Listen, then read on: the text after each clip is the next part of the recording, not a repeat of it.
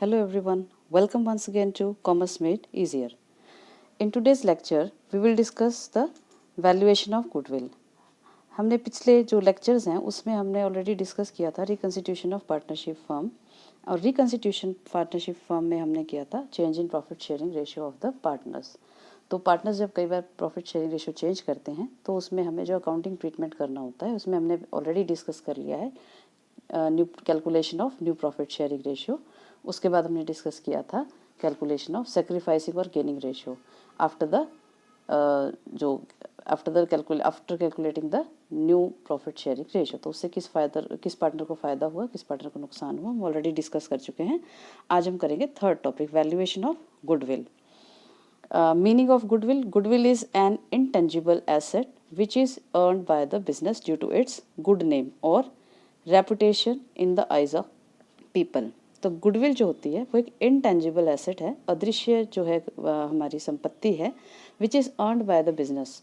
तो जो बिजनेस के द्वारा कमाई जाती है due to its good name, अच्छे नाम की वजह से, अच्छी रेपुटेशन की वजह से, इन द आइज ऑफ पीपल, लोगों की नज़रों में इसका जो काम प्रसिद्धि होती है उसका एक अच्छे काम की वजह से या अपने अच्छे नाम की वजह से उसे गुडविल कहा जाता है। A firm having more goodwill earns more profit than normal profit. तो गुडविल ज़्यादा किसकी मानी जाती है? बिजनेस की, जो नॉर्मल प्रॉफिट से ज़्यादा प्रॉफिट अर्न करता है। तो जो बाकी बिजनेसेस कमाते हैं उससे उतना ही कैपिटल इन्वेस्ट करके हम उनसे ज़्यादा पैसे कमा रहे हैं। तो वो ज़्यादा पैसे या ज़्यादा प्रॉफिट जो कमाया जा रहा है वो किसकी वजह से कमाया जाता है? गुडविल की वजह से कमाया जाता है। अपने अच्छे नाम की वजह से जो है हम ज़्यादा प्रॉफिट्स कमाते हैं।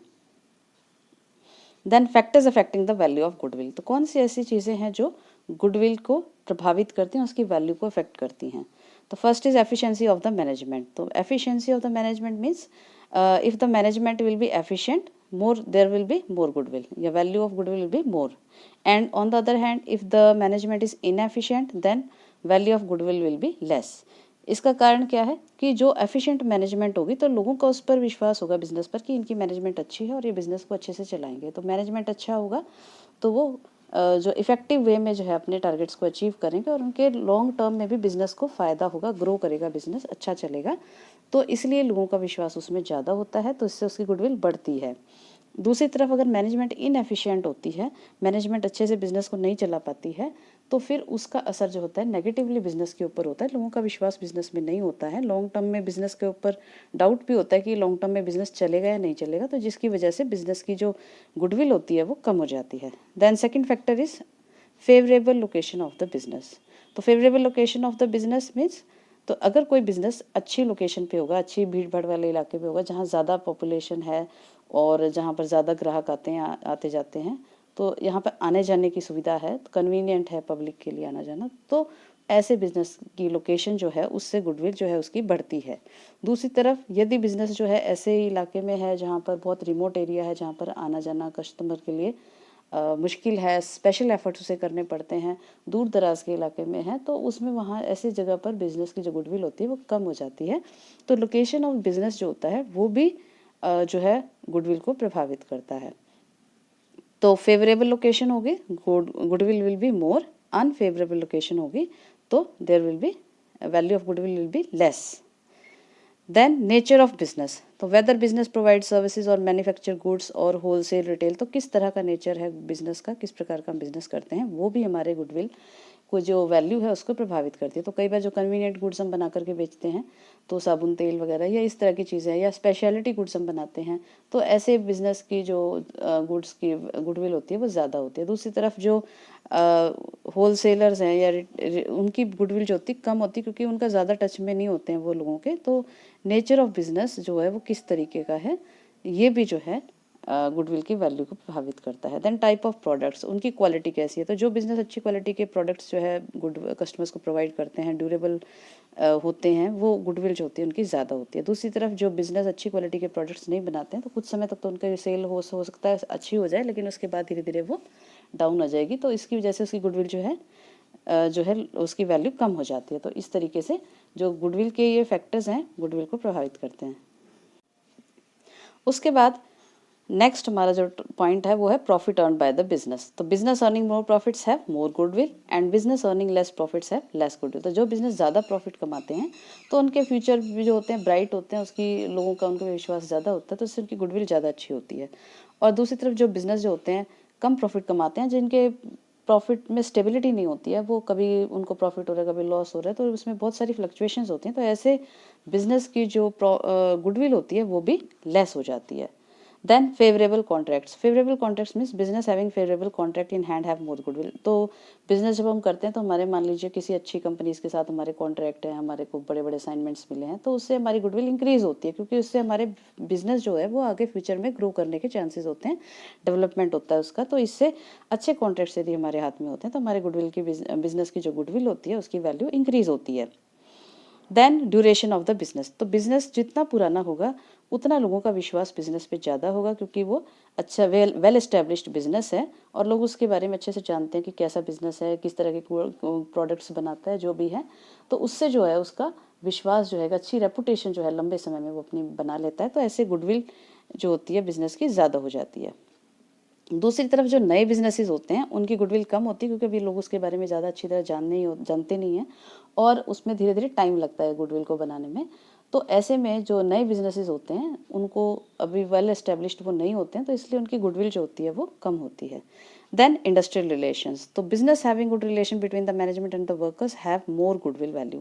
तो जिन बिजनेसेस में अच्छा माहौल होता है, वर्किंग कंडीशंस अच्छी होती हैं और जो रिलेशनशिप्स होती हैं between the manager and the workers, between the worker and the workers, या बिटवीन इंटरनल एनवायरनमेंट जो होता है एक्सटर्नल एनवायरनमेंट के साथ उसका अच्छा कोऑर्डिनेशन है, अच्छे संबंध हैं बाहरी लोगों के साथ भी, तो ऐसे में ऐसे बिजनेसेस की जो गुडविल होती है वो ज़्यादा होती है।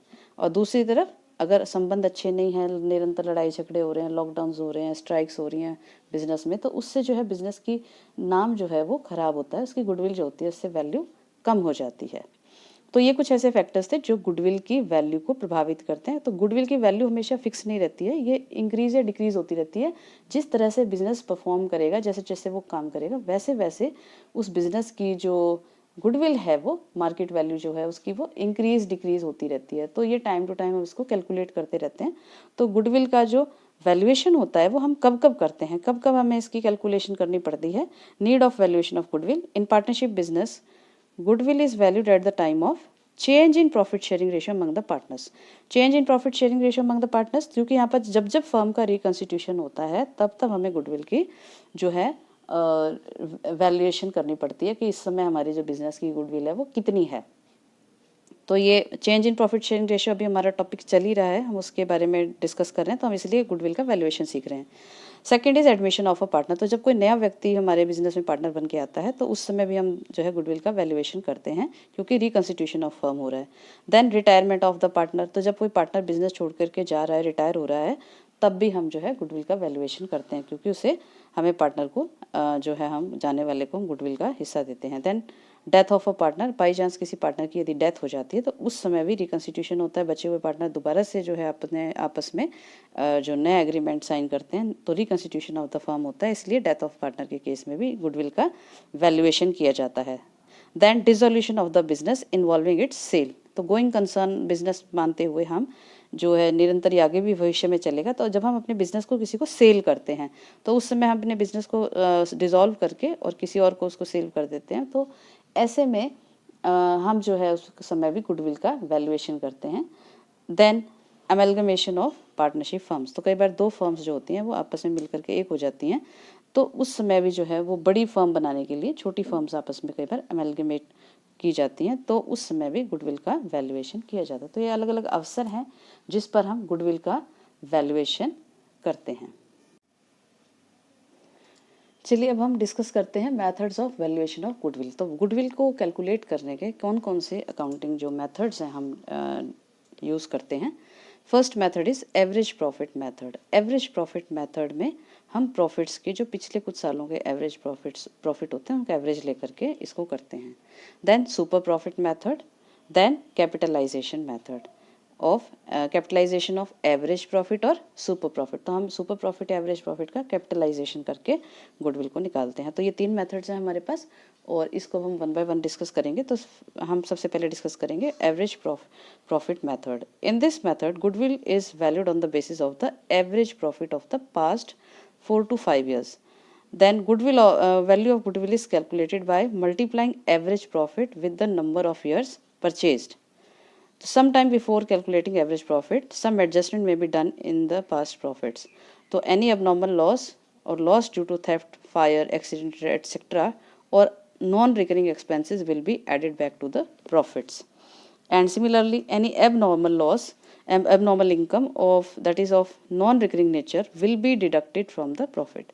तो एवरेज प्रॉफिट निकालने के लिए हम एवरेज प्रॉफिट का हमारा फॉर्मूला है total profit of the past year. तो जो पिछले सालों के हमारे पास 4-5 प्रॉफिट दिए होंगे उनको हम प्लस करेंगे, उनका एवरेज प्रॉफिट निकालेंगे और नंबर ऑफ ईयर से हम डिवाइड कर देंगे। यानी कि अगर 4 ईयर्स का प्रॉफिट दिया हुआ है तो 4 ईयर का प्रॉफिट ऐड करके डिवाइडेड बाय 4 कर देंगे। अगर 5 ईयर्स का प्रॉफिट दिया हुआ है तो 5 ईयर का प्रॉफिट ऐड करके 5 से उसको डिवाइड कर देंगे। तो कई बार हो सकता है सारे साल हमारे पास प्रॉफिट ना हो, कभी कभी हमें लॉस भी हो जाता है, तो इन केस ऑफ लॉस हम उसको माइनस कर देंगे प्रॉफिट्स, टोटल प्रॉफिट्स में से। उसके बाद इस तरीके से हम एवरेज प्रॉफिट निकालेंगे। तो कई बार क्या होता है कि हमारे पास कोई एबनॉर्मल लॉस होता है या एबनॉर्मल इनकम होती है। एबनॉर्मल लॉस होता है जो नॉर्मल नहीं होता है। नॉर्मल मीन्स जो हमारे रेगुलर नेचर का नहीं होता है, जो हमारे बिजनेस से ज़्यादा संबंधित ना हो। तो कभी कभार होने वाला ऐसा कोई लॉस होता है, वो एबनॉर्मल लॉस कहा जाता है, तो उसे हम प्रॉफिट में वापस ऐड कर लेते हैं।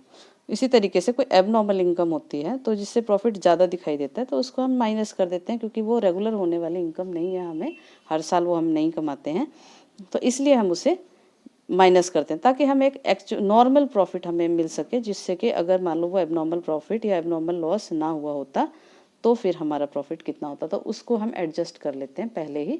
उसके बाद फिर हम जो एडजस्टेड प्रॉफिट होते हैं उससे हम एवरेज प्रॉफिट जो है कैलकुलेट करते हैं। तो गुडविल निकालने के लिए जो एवरेज प्रॉफिट हमने यहाँ पे निकाला है, number of years of purchase जो है हम उससे इसको मल्टीप्लाई कर देते हैं तो हमें गुडविल की वैल्यू मिल जाती है। तो number of year of purchase का मतलब होता है कि जो हमने गुडविल जो हम बिजनेस है वो आगे आने वाले कई सालों तक जो है, हमें कितने सालों तक हमें वो फ़ायदा देगा परचेज के बाद।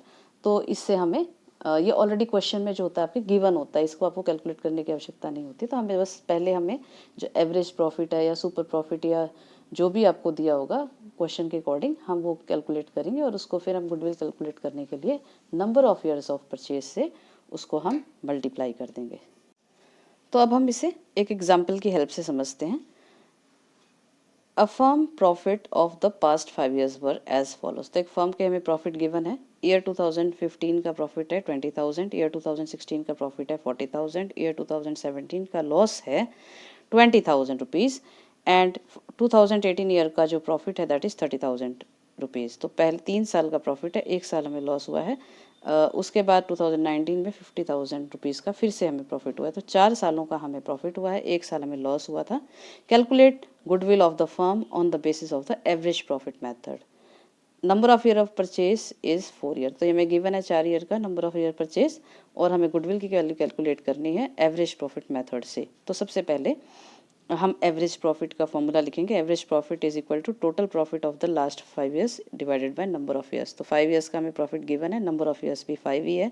तो एवरेज प्रॉफिट का फॉर्मूला हम लगाते हुए फर्स्ट ईयर का प्रॉफिट है 20,000, सेकंड का 40,000, थर्ड ईयर हमें लॉस हुआ था 20,000, वो हमने ब्रैकेट में ले लिया। देन 30,000 का हमें प्रॉफिट हुआ था और लास्ट ईयर में हमें 50,000 का प्रॉफिट हुआ था। तो टोटल जो है ऑफ डिवाइडेड बाय 5 हम इसे करेंगे तो 1,40,000 माइनस 20,000, तो ये आ जाएगा आपका टोटल 1,20,000 रुपये और divided by 5 number of year से हम डिवाइड करेंगे तो एवरेज प्रॉफिट जो है वो हमारा आ जाएगा 24,000 रुपीज़। उसके बाद हम गुडविल निकालने के लिए गुडविल का जो फॉर्मूला लिखेंगे, goodwill is equal to average profit into number of years purchase. तो एवरेज प्रॉफिट की वैल्यू पुट करेंगे 24,000 और नंबर ऑफ ईयर्स परचेज हमें दिया हुआ है यहाँ पर 4 ईयर्स का, वो हम मल्टीप्लाई करेंगे तो गुडविल की वैल्यू जो आएगी वो आएगी 96,000 रुपीज़। तो इस तरीके से हमने ये छोटा क्वेश्चन।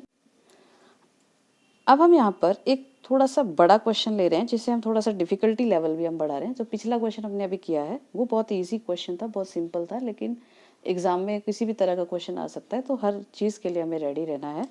तो अब हम जो है थोड़ा सा डिफिकल्टी लेवल बढ़ाते हुए बड़ा क्वेश्चन ले रहे हैं, एवरेज प्रॉफिट का है। Calculate goodwill of the firm on the basis of 3 year purchase of the average profit of the last 4 years. तो हमें गुडविल ऑफ द फर्म निकालनी है पिछले 3 ईयर्स के परचेज और एवरेज जो है एवरेज परचेज दिया हुआ है आपको average profit of the last 4 year, last number of year purchase आपका 3 ईयर्स है, एवरेज प्रॉफिट है आपका पिछले साल का गिवन है, the profit of the last 4 years were, accounting year जो है हमारा 1 जनवरी से 31 दिसंबर तक का दिया हुआ है। तो 2050 में हमें जब 15 में हमें प्रॉफिट हुआ था 20,000 रुपीज़ का, 2016 में हमें हुआ था 30,000 रुपीज़ का प्रॉफिट, एंड 2017 में 20,000 का प्रॉफिट है, 2018 में हमें 40,000 का प्रॉफिट है। तो इस तरह से चारों साल के प्रॉफिट हमें गिवन है। You are supplied the following information, तो ये तो हमारे पास सिंपल इन्फॉर्मेशन था ही कि हमारे पास ये चारों साल के प्रॉफिट्स हैं और हम इसे सीधा गुडविल भी निकाल सकते हैं, लेकिन हमने इसमें थोड़े से जो चीज़ें हैं उसमें ऐड की हैं। You are supplied the following information to cover the management cost, an annual charge of rupees 3,000 should be made for the purpose of goodwill valuation। तो मैनेजमेंट जो कॉस्ट होता है, मैनेजमेंट का जो खर्चा होता है, तो ये एक तरह से बिजनेस एक्सपेंस होता है। तो एक एनुअल चार्ज जो है, एनुअल होता है जो हर साल हमें इसको रेगुलर, ये एक तरह से रिकरिंग नेचर का एक्सपेंस है, वो हमें इस पे लगाना है गुडविल वैल्यूएशन के लिए। 3,000 रुपये हर साल हम जो है वो प्रॉफिट में हमें इसको शो करना पड़ेगा for the purpose of goodwill valuation. तो गुडविल वैल्यूएशन के लिए हम इसे कर रहे हैं। तो एनुअल एक्सपेंस एक रिकरिंग नेचर का हमारा रेगुलर एक्सपेंस जो है वो ये है management cost. Then on 1st September 2017, a major plant repair was undertaken for rupees 6,000, which was charged to revenue, that is profit and loss count. This sum is to be capitalized for goodwill calculation after charging depreciation at the rate of 10% per annum on the written down value method। तो अब इसमें हुआ क्या कि 1 सितंबर 2017 को हमने एक बड़ी रिपेयर कराई थी। तो आपने पिछले साल जो हमने 11th में पढ़ा था, मेजर रिपेयर जो होती हैं प्लांट से रिलेटेड या कोई भी फिक्स्ड एसेट से रिलेटेड, वो कैपिटल एक्सपेंडिचर माना जाता है, और जो माइनर रिपेयर्स होती हैं वो होती हैं रेवेन्यू एक्सपेंडिचर्स। तो उसे हम प्रॉफिट एंड लॉस में दिखाते हैं। मेजर रिपेयर्स जो होती हैं उनको हम कैपिटल एक्सपेंडिचर मानते हुए एसेट अकाउंट में दिखाते हैं। तो हमें इसे प्लांट अकाउंट में दिखाना चाहिए था कैपिटल एक्सपेंडिचर के रूप में, लेकिन हमने इसको कहाँ दिखा दिया होगा, प्रॉफिट एंड लॉस अकाउंट में डेबिट साइड दिखा दिया होगा, जिससे कि उस साल का प्रॉफिट जो है वो कम हो गया होगा 6,000 रुपये से। और साथ ही जब हमने उसको जो है कैपिटल एक्सपेंडिचर नहीं दिखाया, मतलब कि प्लांट का परचेज नहीं दिखाया, तो हमने उस पर डेप्रिसिएशन भी नहीं लगाया, जबकि बाकी प्लांट पे हमने लगाया होगा। तो ये 6,000 का जो अमाउंट है इस पर हमने 10% के हिसाब से डेप्रिसिएशन भी चार्ज करना है, और जो बिजनेस है वो written down value method use करता है। Then third is the closing stock for the year 2016 was over valued by the 3,000। तो 2016 में गलती से जो हमारा क्लोजिंग स्टॉक है वो 3,000 रुपये ज़्यादा दिखाया गया, यानी कि जितना उसका एक्चुअल रेट जो उसका रहा होगा प्राइस, उससे ज़्यादा हमने जो है उसको 3,000 रुपये ज़्यादा दिखाया। तो इसे भी हमें ठीक करना है। तो पहले हम प्रॉफिट्स को एडजस्ट करेंगे, उसके बाद हम गुडविल को कैलकुलेट करेंगे। तो अब हम इस क्वेश्चन को सॉल्व करने के लिए सबसे पहले एक एडजस्टमेंट टेबल बनाएंगे। एडजस्टमेंट टेबल में हमने यहाँ पर जो कैलकुलेशन ऑफ एडजस्टेड प्रॉफिट है वो करने के लिए कॉलम बनाए हैं। 2015 का प्रॉफिट यहाँ पर, 2016 का प्रॉफिट, 2017 का और 2018 का। तो ये प्रॉफिट्स थे 2015 में 20,000, 16 का 30,000, 17 का 20,000 और 18 का 40,000।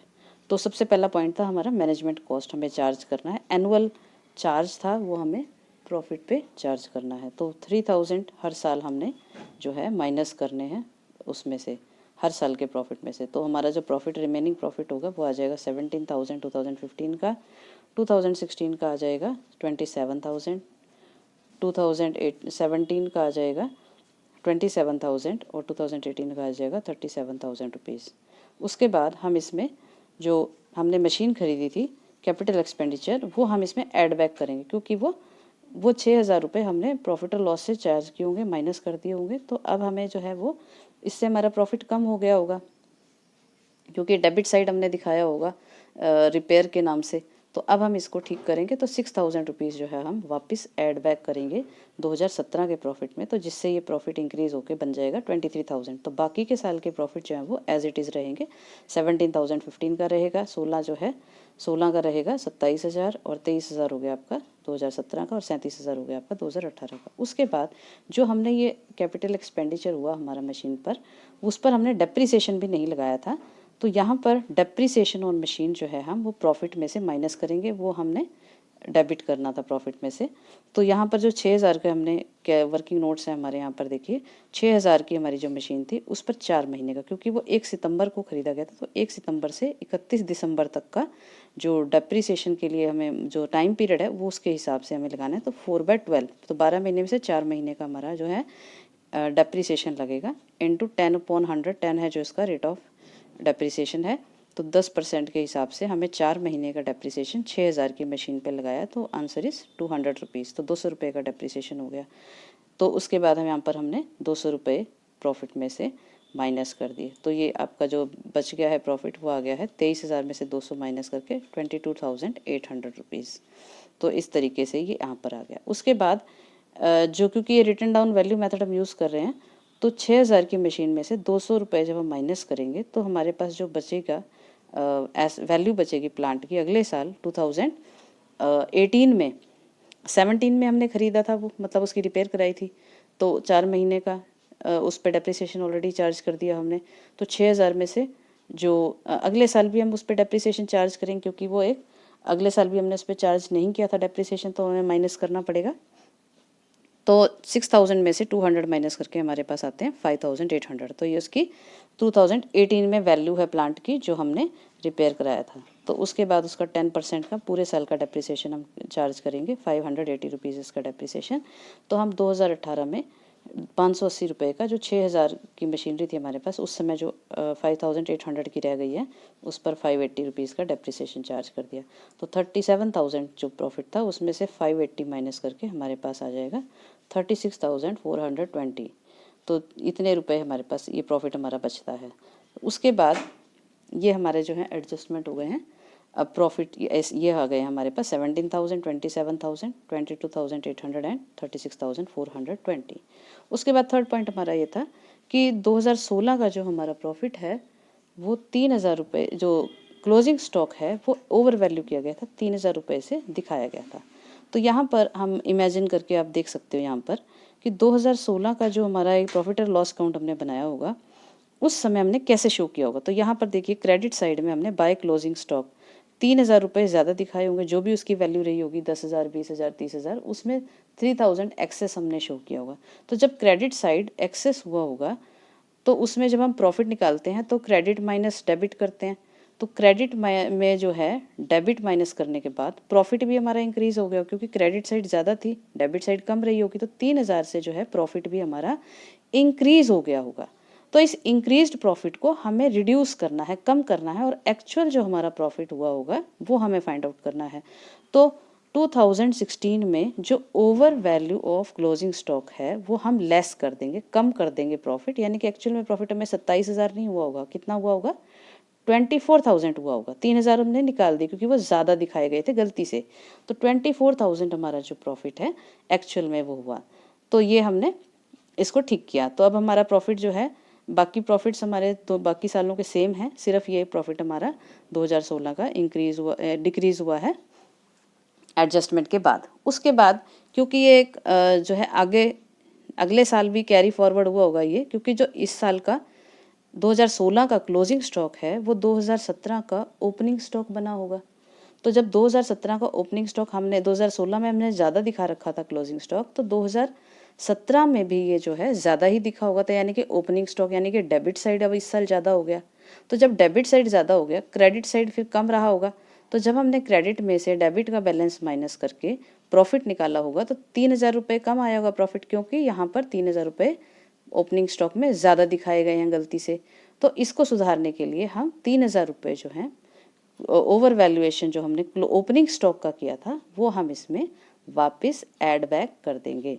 तो over valuation of opening stock को हमने अगले साल के यानी कि 2017 के 2016 में हमने ज़्यादा दिखाया था वो क्लोजिंग स्टॉक, तो वो हमने वहाँ से माइनस कर दिया क्योंकि इससे प्रॉफिट ज़्यादा दिखा था, ज़्यादा बन गया होगा, तो वो हमने माइनस कर दिया था। अब अगले साल जो है डेबिट साइड ज़्यादा थी, यानी ओपनिंग स्टॉक ज़्यादा होने की वजह से हमारा प्रॉफिट कम हो गया होगा, जो एक्चुअल में होना चाहिए था उससे कम था। तो हमने उसमें 3,000 रुपये जो ओपनिंग स्टॉक के थे वो दोबारा जोड़ दिए।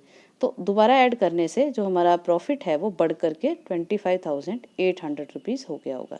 तो इस तरीके से हमने जो है मैनेजमेंट कॉस्ट की एडजस्टमेंट की, फिर हमने मशीन जो खरीदी थी उसकी एडजस्टमेंट की, फिर हमने डेप्रिसिएशन की एडजस्टमेंट की दोनों सालों में, उसके बाद हमने क्लोजिंग स्टॉक की एडजस्टमेंट की। तो एक साल 2016 में हमने माइनस किया क्लोजिंग स्टॉक को, और अगले साल जो है ओपनिंग स्टॉक के रूप में उसको प्लस किया प्रॉफिट को, तो हम इसे ऐड करेंगे। तो अब जब सब एडजस्टमेंट हमारी हो जाती हैं उसके बाद जो हमारे लास्ट में एडजस्टेड प्रॉफिट्स आते हैं वो आते हैं 17,000 2015 का, 2016 का 24,000, 2017 का 25,800 और 2018 का 36,420 रुपीज़।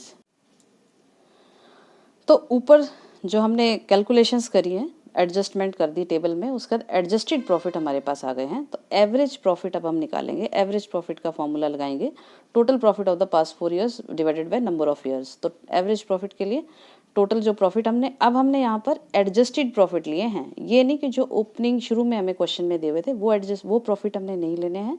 हमें कौन से प्रॉफिट लेने हैं? जो प्रॉफिट हम एडजस्टमेंट के बाद ले रहे हैं, जो आए थे आंसर्स। तो 17,000 आया था हमारा, उसके बाद 24,000, फिर थर्ड ईयर का था 25,800 और फोर्थ ईयर का था 36,420। तो ये एडजस्टेड प्रॉफिट है चारों साल के, डिवाइडेड बाय 4 और एवरेज प्रॉफिट आपका 1,03,220 डिवाइडेड बाय 4 आ जाएगा 25,805 रुपीज़। तो 25,805 रुपये हमारा एवरेज प्रॉफिट आ गया है।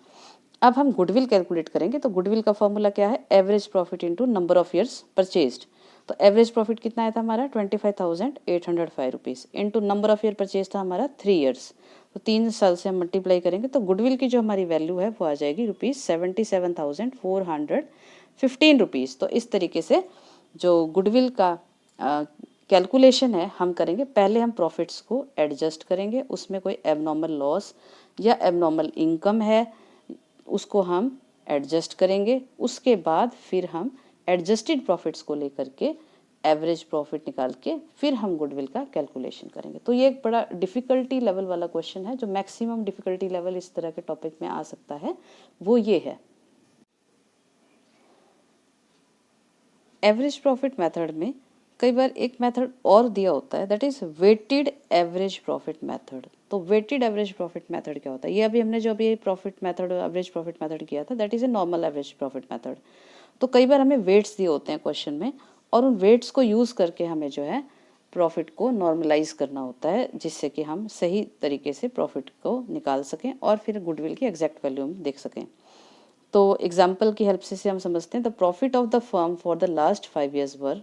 तो पिछले 5 सालों के प्रॉफिट एक फर्म के आपको दिए हुए हैं। 2015 में जो है 20,000 रुपीज़ प्रॉफिट था, 2016 में ₹30,000 प्रॉफिट है, 2017 में 25,000 रुपीज़ प्रॉफिट है और 2018 में जो है 15,000 प्रॉफिट है, 2019 में 10,000 प्रॉफिट है। तो इस तरीके से 5 साल के प्रॉफिट्स हमें गिवन है। Then calculate the value of goodwill on the basis of the 3 year purchase of the weighted average profit method. तो हमें वेटेड एवरेज प्रॉफिट मेथड का इस्तेमाल करना है। Number of year purchase 3 years हमें दिया हुआ है। तो weights allotted to the years, तो जो वेट ऑलरेडी अलॉटेड हैं 2015 को 1, 2016 को 2, 2017 को 3, 2018 को 4 और 2019 को 5। तो इस तरीके से वेट्स जो हैं अलॉटेड हैं। तो उसकी हेल्प से हमें, तो फॉर्मूला तरीका सेम रहेगा, कुछ ज़्यादा डिफरेंस इसमें नहीं आएगा।